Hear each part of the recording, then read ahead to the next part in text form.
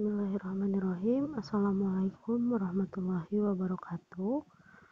Untuk hari ini kita akan belajar bahasa Indonesia dengan saya, pengampu mata pelajaran bahasa Indonesia Dita Mariam. Baik. Sebelum kita membahas bab 1, ada baiknya kita mengetahui dahulu apa itu pengertian bahasa. Di sini ada pengertian bahasa. Bahasa adalah kemampuan yang dimiliki manusia untuk berkomunikasi dengan manusia lainnya menggunakan tanda, misalnya kata dan gerakan. Kajian ilmiah bahasa disebut sebagai ilmu linguistik. Jadi, ilmu yang mempelajari tentang bahasa itu disebut dengan ilmu linguistik. Nah, bahasa sendiri itu hanya diperuntukkan untuk manusia, tidak untuk makhluk hidup lainnya. Selain itu, ada 3 manfaat bahasa. Yang pertama, sebagai alat pemersatu bangsa atau daerah. Seperti yang kita ketahui bahwa kita memiliki 3 bahasa yang biasa kita pergunakan. Yang pertama, bahasa ibu atau bahasa daerah. Yang kedua, bahasa nasional atau bahasa Indonesia. Dan yang ketiga, bahasa internasional atau bahasa Inggris. Yang kedua, sebagai pengantar dunia pendidikan. Bahasa digunakan untuk alat komunikasi untuk keperluan dunia pendidikan. Yang ketiga, alat pengembangan sebuah kebudayaan dan pengetahuan. Jadi, bahasa itu memiliki 3 buah manfaat. Yang pertama, sebagai alat pemersatu bangsa atau negara. Yang kedua, pengantar dunia pendidikan dan yang ketiga, alat pengembangan sebuah kebudayaan dan pengetahuan. Oke, selain itu, ada 4 aspek yang mempengaruhi sebuah keterampilan berbahasa. Yang pertama, ada yang disebut dengan menyimak. Yang kedua, berbicara. Kemudian yang ketiga, menulis. Dan yang keempat adalah membaca.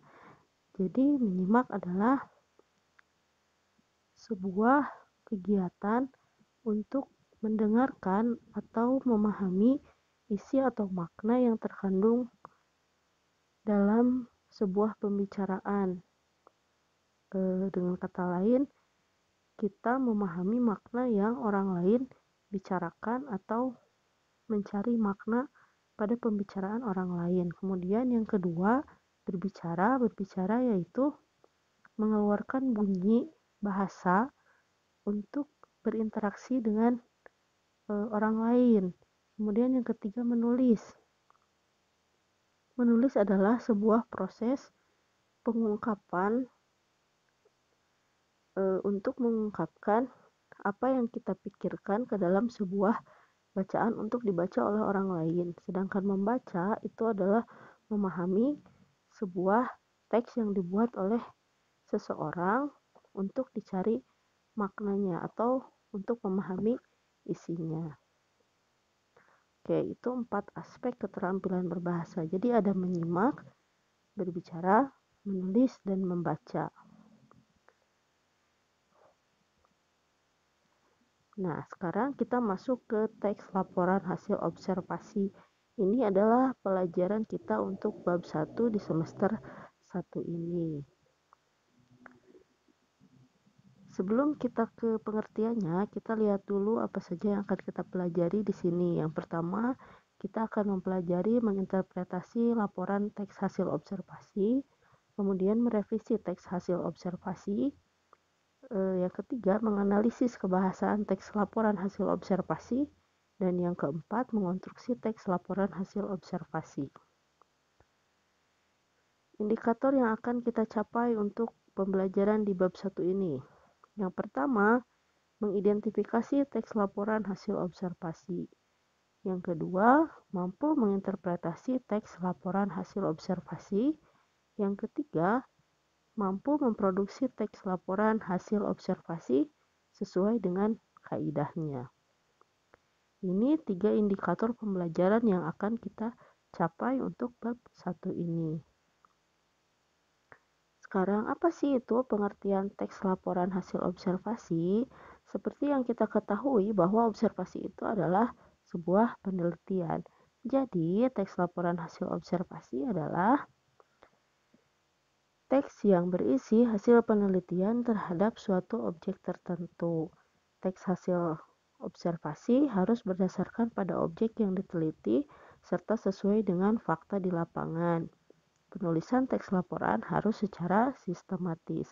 Sistematis di sini berarti harus secara berurutan dan sesuai dengan fakta terhadap objek yang kita teliti. Oke. Ada yang disebut dengan teks laporan observasi dan ada juga teks deskripsi. Kalau deskripsi itu sifatnya menggambarkan, sedangkan laporan hasil observasi itu sifatnya menjelaskan sesuai dengan fakta-fakta atau menggambarkan sesuai dengan fakta-fakta yang kita temukan di lapangan. Ini adalah perbedaannya.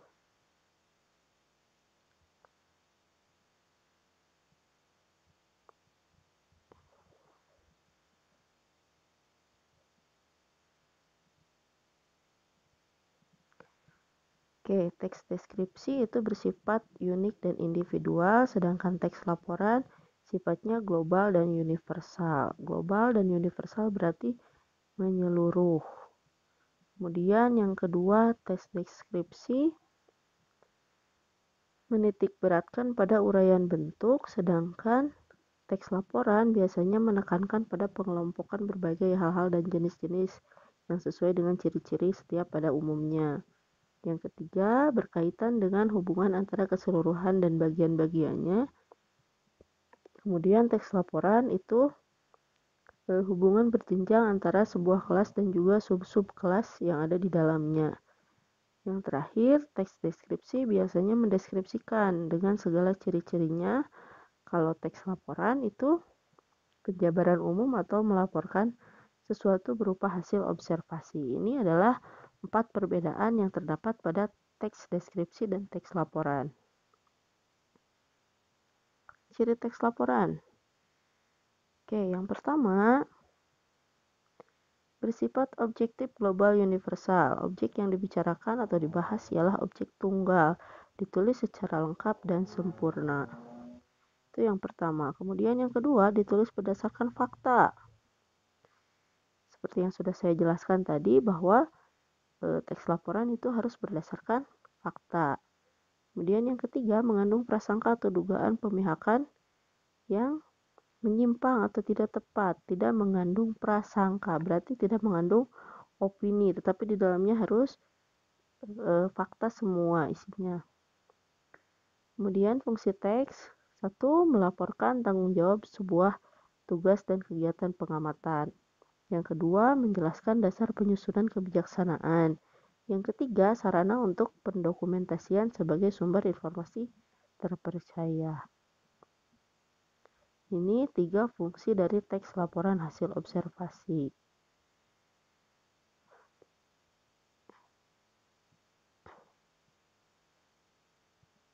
Kemudian, strukturnya. Yang pertama itu ada yang disebut dengan definisi umum. Definisi umum berisi pemaparan objek yang akan dibahas dalam teks tersebut. Cirinya menggunakan kata ialah, adalah, merupakan, dan yaitu. Itu definisi umum. Kemudian yang kedua, deskripsi bagian. Menjelaskan bagian-bagian atau jenis-jenis yang ada di dalam objek yang kita teliti. Yang ketiga, deskripsi manfaat, yaitu berisi tentang manfaat dan kegunaan dari objek yang kita amati. Sekarang kaidahnya. Kaidah itu aturan yang harus ada dalam sebuah teks laporan hasil observasi. Yang pertama, menggunakan frasa nomina dan frasa verba. Yang kedua, menggunakan afiksasi. Yang ketiga, menggunakan kalimat simpleks dan kalimat kompleks. Dan yang terakhir, menggunakan kalimat definisi dan kalimat deskripsi. Sekarang, frasa nomina dan frasa verba. Ini adalah kaidah yang pertama yang harus ada dalam sebuah teks laporan hasil observasi. Apa sih itu frasa? Oke, frasa adalah gabungan dua buah kata atau lebih yang menduduki satu buah makna. Frasa digunakan sebagai pelengkap dalam sebuah kalimat. Frasa sendiri itu ada 4 jenisnya. Ada nomina, verba, adverbia, dan adjektiva. Yang kita gunakan adalah frasa nomina atau frasa benda dan frasa verba atau eh, frasa kata kerja.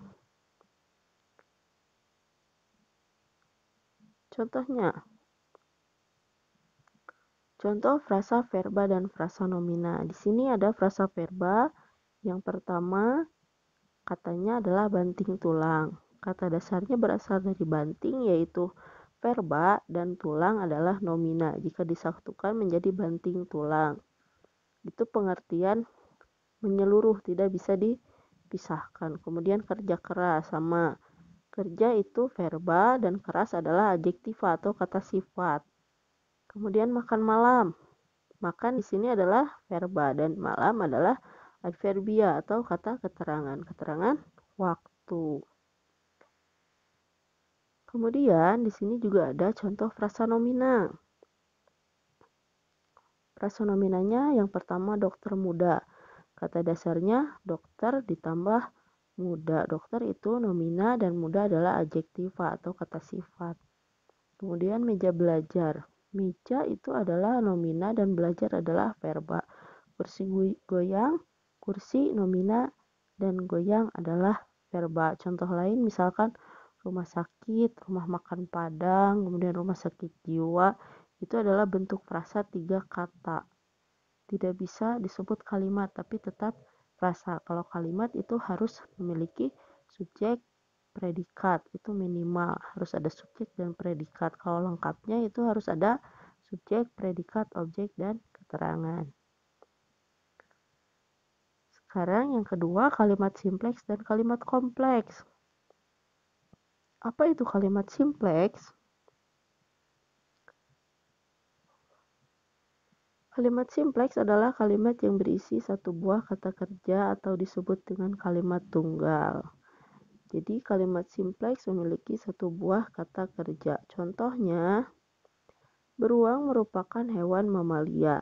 Beruang di sini adalah subjek. Kemudian kata merupakan itu adalah predikat dan hewan mamalia itu adalah keterangan. Jadi di sini kata kerjanya atau verbanya ada satu, yaitu kata merupakan. Nih, kemudian apa yang disebut dengan kalimat kompleks? Nih, kalimat kompleks merupakan kalimat yang di dalamnya terdapat dua buah kata kerja atau lebih, atau biasa disebut dengan kalimat majemuk. Berarti kompleks itu adalah majemuk. Majemuk berarti lebih dari satu, bisa 2, 3, 4, dan seterusnya. Ini contohnya. Prita belajar menulis dan membaca bersama kakaknya. Prita di sini kedudukannya adalah subjek. Belajar menulis itu adalah frasa verba. Kemudian dan itu adalah konjungsi. Membaca itu frasa. Membaca itu adalah verba. Bersama kakaknya itu adalah pelengkap. Jadi Prita subjek, belajar menulis itu predikat 1 dan konjungsi. Membaca itu predikat 2, bersama kakaknya adalah pelengkap. Ini contoh dari kalimat kompleks. Yang ketiga, menggunakan afiksasi. Apa itu afiksasi? Nah, afiksasi merupakan kata berimbuhan atau kata dasar yang sudah menggunakan imbuhan. Contoh dari imbuhan, kita sudah mempelajari pada saat kita SD. Ini sudah dipelajari bahwa imbuhan itu adalah awalan kata. Contohnya me, ke, ter, dan ber. Afiksasi berfungsi merubah suatu kata dasar menjadi kata lain jika ditambahkan imbuhan. Contohnya, di sini ada kata dasar. Kata dasarnya adalah tulis. Tulis itu merupakan verba atau kata kerja.